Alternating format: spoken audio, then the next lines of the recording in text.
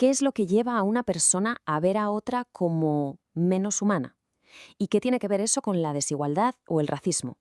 Bueno, pues un estudio fascinante de la Pontificia Universidad Javeriana ha investigado precisamente esta conexión psicológica. Vamos a meternos de lleno en lo que descubrieron. Para entender bien este tema tan complejo, vamos a seguir una ruta muy clara. Primero, nos sumergiremos en las raíces de la desigualdad. Después, analizaremos el racismo, pero no como un simple prejuicio, sino como una herramienta social. Descubriremos qué es eso de la deshumanización, un mecanismo bastante inquietante. Veremos cómo se midió todo esto en un estudio real en Colombia. Y al final, ataremos todos los cabos para ver la gran conclusión. Empecemos por la desigualdad. Si creemos que es solo una cuestión de dinero, de quién tiene más y quién tiene menos, nos estamos quedando en la superficie. Es la punta del iceberg, vamos. En realidad es una fuerza mucho más profunda que va moldeando, casi sin darnos cuenta, toda nuestra vida, desde el barrio en el que crecemos hasta literalmente los años que vivimos. Y antes de seguir, una pequeña reflexión. Si tuviéramos que dibujar la estructura de la sociedad, ¿qué forma tendría?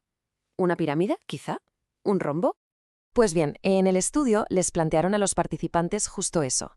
Les mostraron estas 5 opciones y les preguntaron, vale, ¿cuál de estas crees que representa mejor a la sociedad colombiana? Es importante quedarse con esta imagen, porque las respuestas dicen muchísimo sobre cómo se percibe la realidad. Y aquí llegamos al punto clave. Estamos hablando de una desigualdad estructural. O sea que no es cuestión de mala suerte, es algo que está en los cimientos del sistema. Crea diferencias que no solo son injustas, sino que además son evitables. Estas barreras no solo limitan el acceso a la sanidad o a la educación, es que literalmente pueden definir nuestra esperanza de vida y al final condicionan la persona en la que nos podemos convertir. Y claro, si existe una desigualdad tan marcada, ¿cómo se justifica? Pues aquí es donde entra en juego el racismo. El estudio lo aborda no como un prejuicio de una persona contra otra, sino como la ideología que históricamente se ha usado para legitimar y mantener esas mismas estructuras desiguales. Y esto lo ilustra a la perfección. En el siglo XIX, por ejemplo, existía el llamado racismo científico, que intentaba usar la biología para crear jerarquías, para decir que unos grupos eran inferiores a otros. Hoy, por suerte, el consenso científico es rotundo. Las razas, biológicamente, no existen. Son una construcción social. Claro que tenemos diferencias genéticas, pero no se pueden meter en esas cajas que hemos inventado y llamado razas. Esta cita lo resume de maravilla. La raza se convierte en un sistema para clasificar, y una vez clasificas a la gente es mucho más fácil diferenciarla y, por supuesto, justificar que unos tengan privilegios y otros no. Aquí es cuando la psicología entra con todo. Si el racismo es la ideología que justifica la desigualdad, la deshumanización es, por así decirlo, el mecanismo mental que permite que esa ideología haga daño de verdad. En esencia, deshumanizar es esto. Es negar a otras personas las cualidades que consideramos humanas. Es el proceso mental por el que dejamos de ver a una persona completa, para empezar a ver otra cosa.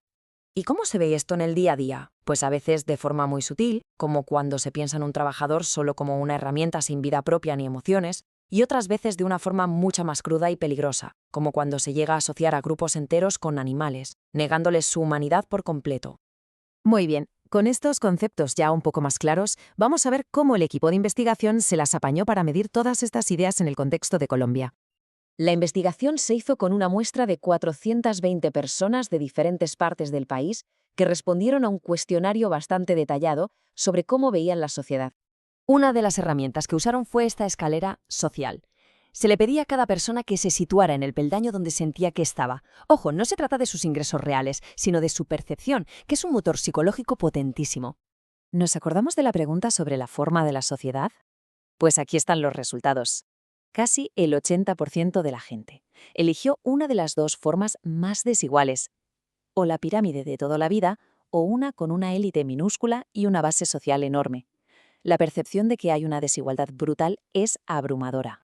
Para medir estas actitudes, claro, no se preguntaba directamente, ¿es usted racista? Se usaron escalas psicológicas mucho más sutiles.